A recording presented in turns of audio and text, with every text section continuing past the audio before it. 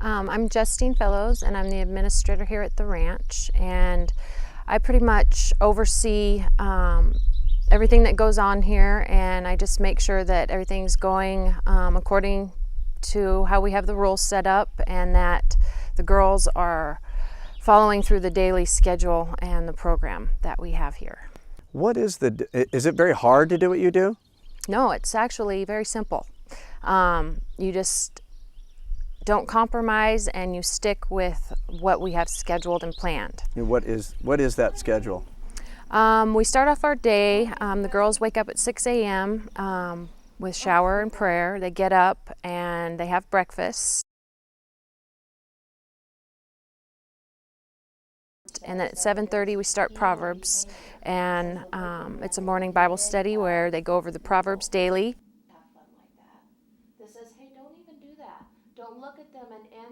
And we do that until about 8:45, and then they have a 15-minute break, and then we do Bible tape, and they go through the whole New Testament in the first 30 days that they're here. And then after that, they do some writings applying the Word to their life.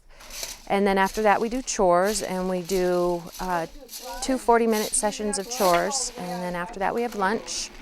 And after that, we do another time of Bible tape and Bible writings, and then a teacher comes in after that and teaches different classes. We have a finance class, a pharmacology class, choices, abuse, sewing, gardening. You have an etiquette class too, which we're going to be seeing in just a little bit. And the girls just learn basically how to deal with regular life.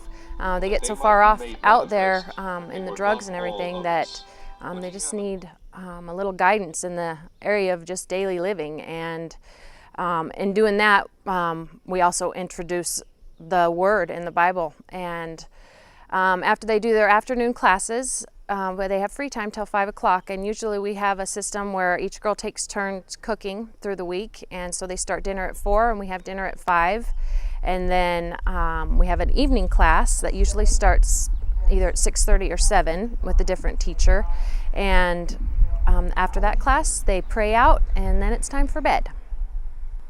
That's a long schedule. It keeps them busy. Yeah, that's really good. I'm glad that there's a schedule like that. Do you ever have a hard time keeping? Do they have a hard time keeping that schedule?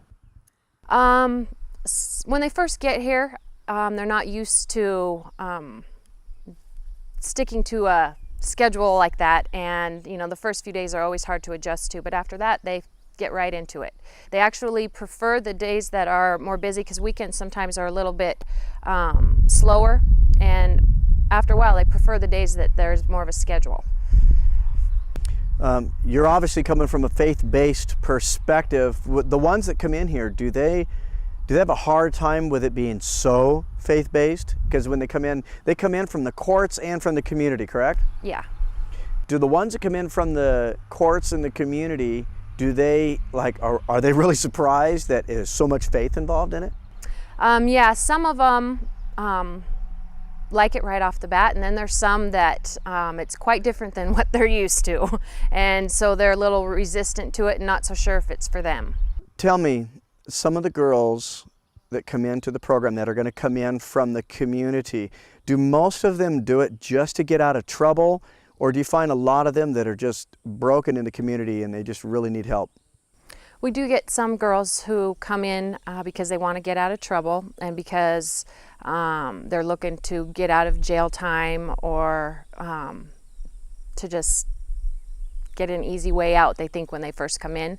But then there is some also that come in because they are really broken and they have nothing else and nowhere else to go. So a little bit of both? Yep, a little bit of both.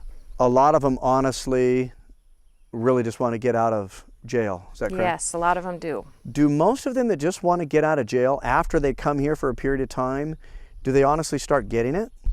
Yeah, it takes a little while. The ones who usually are just coming here to get out of jail, it takes about that first 30 days, and then something starts to happen inside of them, and they start to really see that this is real and it works. And it's a way of life. Do most of them come from dysfunctional homes? I'd have to say all of them do. I'm trying to think of one that hasn't, but I think all of them have so far. So, Justine, how is it again that you can relate to them so well? I can relate to the girls because I was an addict also. And when you say you were an addict, what does that mean? I was addicted to heroin and meth, and I tried just about everything else that's out there. And how long were you an addict? I was an addict for 16 years. Okay. Before coming in here, okay, and becoming the administrator of this particular place, did you spend time in a rehab? Yes, I did. Okay. And how long were you in rehab before you turned your life around and started helping with others? Let's see, I was in rehab. I went to intensive treatment for 30 days at the Calvary Ranch in California. And then I came up here and spent 8 months in a mentor home. And so I was in rehab for almost a year. And then you turned around and you were in my home, so I know. So you turned around at that particular point and then were put into a position at that point. Yep, I was. Do you find that amazing? I find that very amazing. And how are you doing with your rehab? Great. I feel like I don't even know the person that I used to be. It's completely amazing. Would you say it's a miracle? Yeah, I would say it's a bunch of miracles.